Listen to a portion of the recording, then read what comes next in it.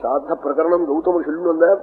சொல்லிண்டே வரபோது அனுமதோஸ்ய நமஸ்காரோ மந்திரா, அப்ராமணாலும் இந்த நமஸ்கார மந்திரத்தை சொல்லணும். ஸ்ராத்தத்திலே இருந்தாள். நமஸ்கார மந்திரம்னா அது என்னன்னா ரிஷிகள் சொன்ன மந்திரம், ஆருஷமான மந்திரம் அது. அதை மிதாட்சரிக்காரர் கீழே எழுதினார். தேவதாபிய பிதృభ్య மகாயோகிபிய ஏவச்சா, இந்த தேவதாபிய பிதృభ్யங்கிற மந்திரம் தான்.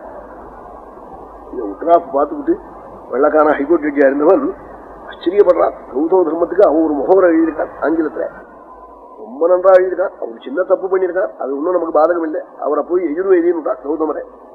அது அவன் பண்ண தப்பது. அவர் கௌதமர் சாமவேதி. அது ஏன்னா அவர் எஜுர்வேதங்களுடைய தர்மத்தை பத்தி ரொம்ப சொல்றார், அதனால அவர் எஜுர்வேதின்னு ஊகிச்சு விட்டார். ஏன்னா இந்த ஊகங்கள்லாம் எவ்வளவு தூரம் நிற்கும். வேதத்தை பத்தி சில பேர் குதிரையை பத்தி பேசியிருக்கு. அஸ்வமேதம்னா என்னன்னா குதிரை பிடிக்கிறதுக்காக சொல்லி கொடுத்த ஒரு கர்மான்னு தான் இப்படி சொல்றான். உப்பை பத்தி எழுதியிருக்கு, அதனால சமுத்திரக்கரையில எழுதியிருக்கணும். இது எவ்வளவு காரிய காரண பாவம் பாருங்க. உப்பை பத்தி எழுதினா உடனே ஆட்டை பத்தி எழுதியிருந்தா ஆட்டும் தலையில உட்காந்து எழுதினான்னு சொல்றதானே.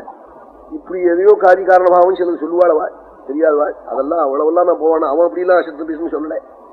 அவன் ரொம்ப அழகா சொல்லியிருக்கான். ஸ்ரீசக்கரம் போட்டா அவனோ அவ சம்சாரமோ அது மாதிரி போடுறவாள் இப்போ நம்ம ஊர்ல குறைச்சல்ல. அவளை அழகா ஸ்ரீசக்கரம் போடுவாள். பல புஸ்தகங்கள் எழுதியிருக்காள். வர்ணமாலான்னு ஒரு புஸ்தகம் எழுதியிருக்காள் ஆங்கிலத்துல.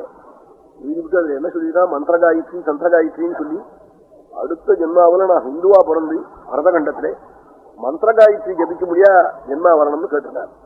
எந்த காயத்ரி நம்ம குழந்தைகள்லாம் விட்டுட்டு இருக்கானோ இந்த காயத்ரி பண்ண முடியா அவன் நம்ம ஊருக்கு வரணுங்கிறான். இவன் அதை விட்டுணுங்கிறான். நீ அந்த ஊருக்கு கூட அவன் இங்க வரட்டமே இப்படி நினைக்கிறான்.